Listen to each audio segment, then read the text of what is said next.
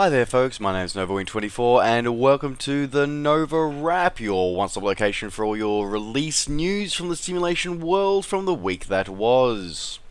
Alrighty, this week we're going to get started with two releases from the United Independent Entertainment Group of publishers. So we've got the release of Professional Farmer 2017. This one looks like it's a low-cost alternative to Farming Simulator, the very famous Farming Simulator series. It looks kind of interesting. The visuals from the demo, from the preview shots, look pretty good. And it goes through that, the traditional sort of farming things that, you've got to be able to go through, and you've got to, get your hay, you've got to look after your livestock, you've got to look after your crops and stuff like that. And it goes through, and it apparently has the huge open game world and the sort of open gameplay style for this kind of simulator, with a variety of tractors and machines, stuff like that. What seems to be noticeably short from the description, though, is like any detail about it. And from looking at some initial reviews from users on Steam, it seems that it has not lived up to expectations. And as I said, definitely seems to be as a low-cost alternative. If you're into farming, I would recommend looking at the Farming Simulator series.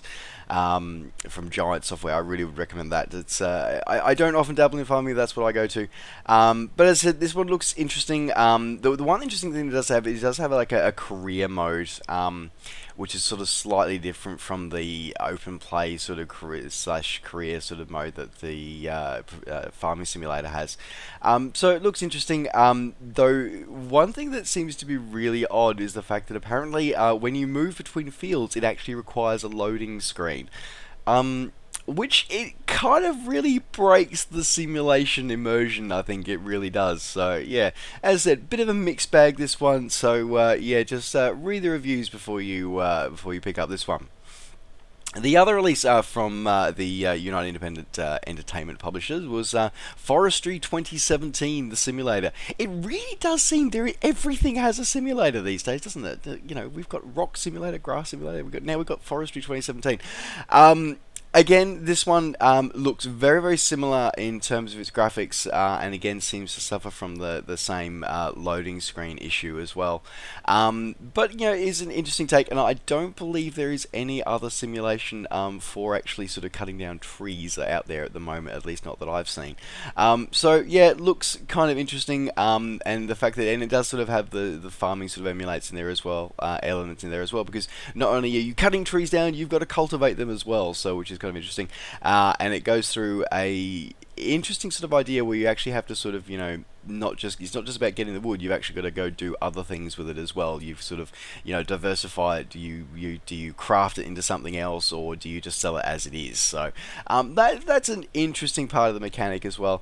Again, unfortunately, it seems that it's not been very well received by the community. So yeah, you know what? I'd be very interested to hear for people out there who have got either of these titles. I'd love to hear your thoughts about it, because as I said, it's looking a little bland from me as well. But again, as I said, it seems to be a low cost sort of way of getting into the simulation thing, simulation genre. So yeah, it could be interesting. And of course, once you get bitten by the simulation bug, it just kind of grows from there, really, doesn't it?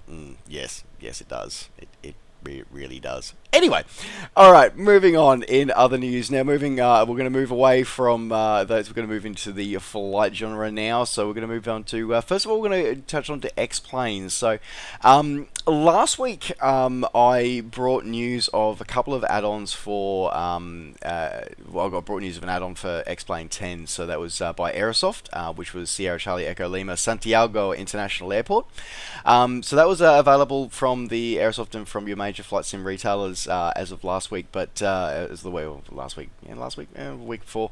But it is now available for Steam users as well. So if you're a Steam user and prefer to get your content for your title via the Steam platform, it is now available on the Steam platform as well for $19.99 US or your nearest equivalent. So that is all there. For full thoughts on that one, please check out the last week's NovaWrap. All right. Speaking again of prepared 3D, prepared 3D of X-Plane 10. So I got P3D on the mind at the moment. I'm going through a bit of a reinstall of that at the moment. Anyway, but go X-Plane 10. Sorry, X-Plane 10. So again, so we saw the guys from Just Sim again in last week's episode. I brought them the fact that they brought Girona Costa Brava or Lima Echo Golf Echo airport was brought from the Just Sim guys to FSX and P3D, and they very quickly on the heels of that release. They have also now released it for X-Plane 10 as well, which is great to see. So you can now see the beauty of this airport and its update into your X-Plane 10 platform as well now. So for X-Plane 10 users, rejoice!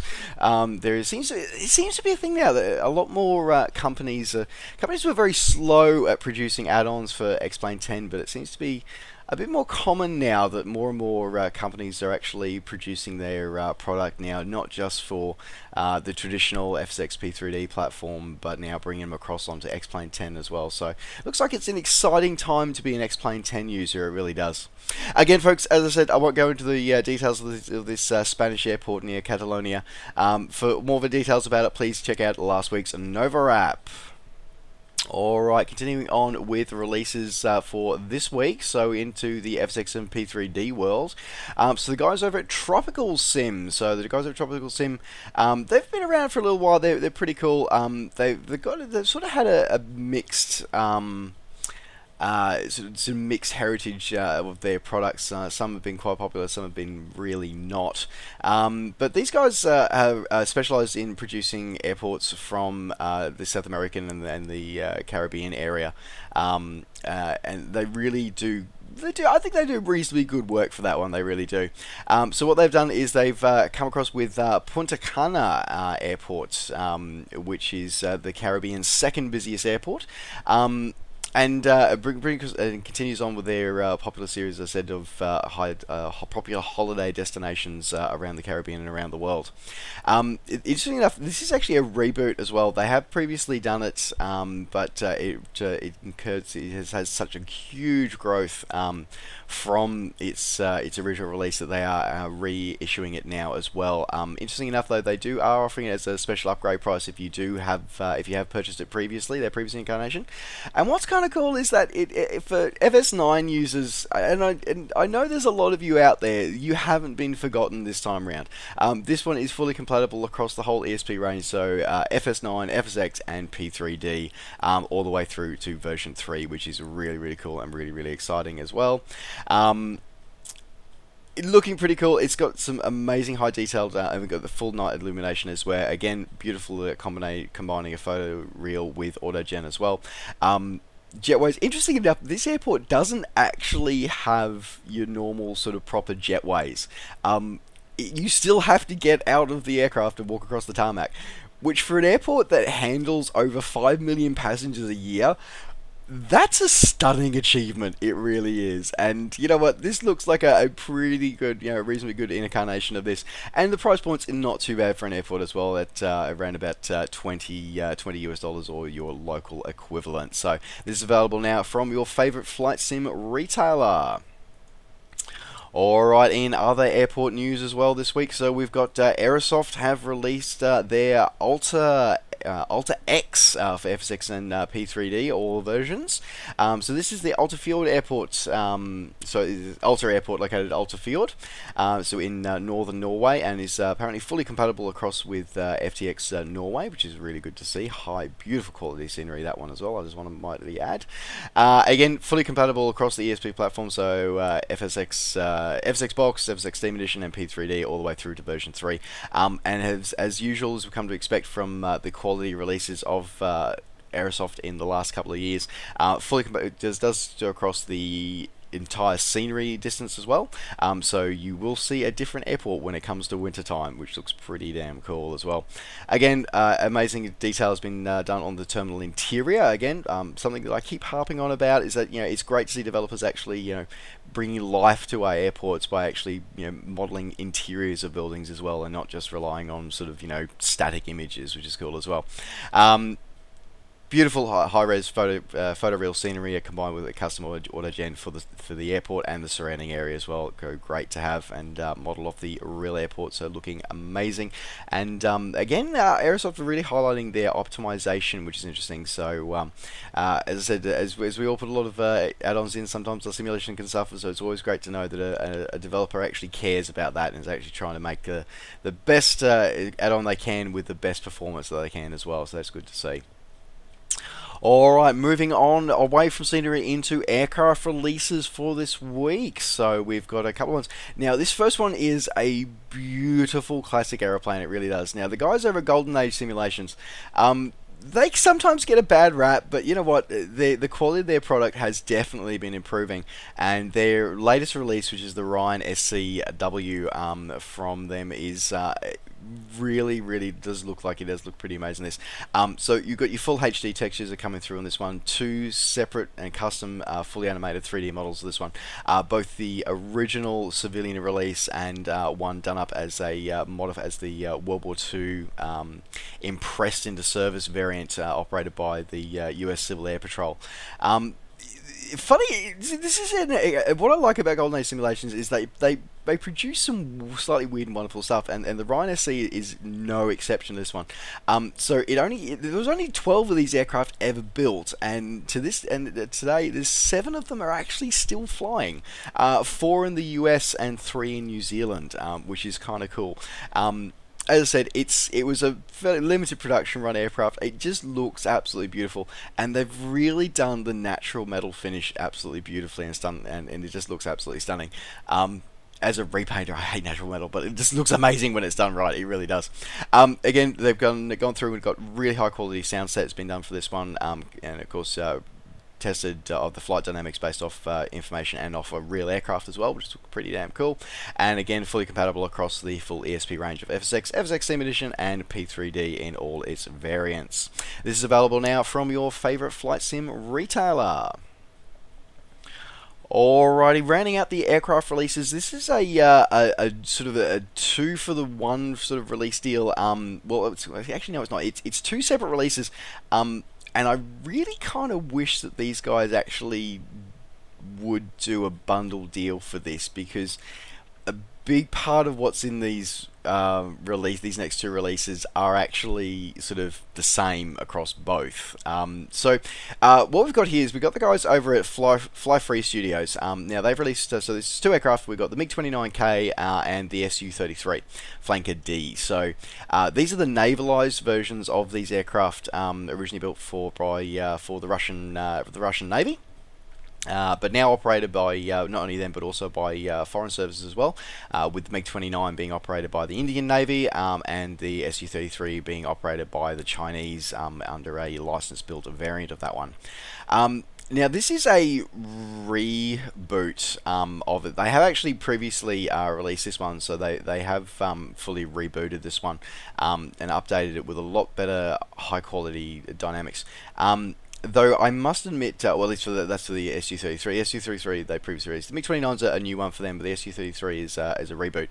And definitely the VC looks a lot better than it did originally, which is cool. And you've got a helmet-mounted display on a shift pop-up, which is kind of cool as well. Yeah, it looks. As I said, the Su-33 looks absolutely amazing. It really does. The MiG-29, not so much. The exterior looks absolutely beautiful. It looks drop dead gorgeous, because you get both the MiG-29K and the trainer variant, the KUB, included with the package. Yeah, unfortunately the cockpit doesn't look so flash for the MiG-29, which I kind of think really lets this one down a little bit, because I think it's an absolutely beautiful airplane. I really do. There's always something cool about Russian airplanes. They're just so big, so heavy, so ugly, and yet they always seem to be so beautiful all at the same time. And I was really excited to see this one, but as I said, it was a bit, yeah, the cockpit textures are a little bit, yeah, the cockpit gauges look a little bit, yeah, not so cool. But especially compared to the SU33. And as I said, the SU3 is a reboot and does look absolutely amazing. It really does. Now, with both of these models, you do get the Kusanov class carrier included. So you get the Admiral Kusanov in both of them. You get the Chinese Navy's one that they purchased, the Liaoning. I got no idea. I can't translate Chinese or anything like that. So yeah, I can't even pronounce it. So that's included, and of course, and then with the MiG-29, you get the Indian Navy's Vikramaditya as well. So with the one, so which is pretty cool. And yeah, and that's got a lot of custom animations in it, including the starting blocks and the blast shields. Because don't forget, guys. Russians don't use catapults to launch off their carriers. They use the ski jump system just for full military power, breaks off and go for it. So yeah, that's something to be aware of. So yeah, interesting, cool with that one. Fully animated, and that looks absolutely stunning. As I said, I kind of feel that maybe this should have been done as a combined package. To sort of bundle them together, especially considering that these are sort of, €26, about 25 $30 US a pop. I definitely feel that the MiG-29 sort of lets these two releases down a little bit, but as I said, the Su-33 does look amazing. And of course, the big thing is, of course, a lot of people say, oh, but what about the one in DCS? The one in DCS, I can't click the cockpit. All right, I can't click the cockpit. That's my problem with the one in DCS. I love the visuals and the flight dynamics of the one in DCS. I can't click the damn cockpit. That's annoying. Just saying. Anyway, alright, so as I said, these are available now, as I said, from Fly Free Studios, available from your favourite flight sim retailer. Alright folks, well that does now wrap up the NovaWrap for this week. Thank you very much for joining me once again in this weekly sort of wrap of all the releases in the simulation world. Don't forget, as always, to like the video and subscribe to the channel if you're enjoying these videos and want to see more. And of course, as always, you can catch up with me and all the things I'm up to between videos by finding me on Facebook and on Twitter. Just search NovaWing24. Alright folks, thanks very much for watching. Take care, safe skies to all, and we'll see you next time. Bye for now.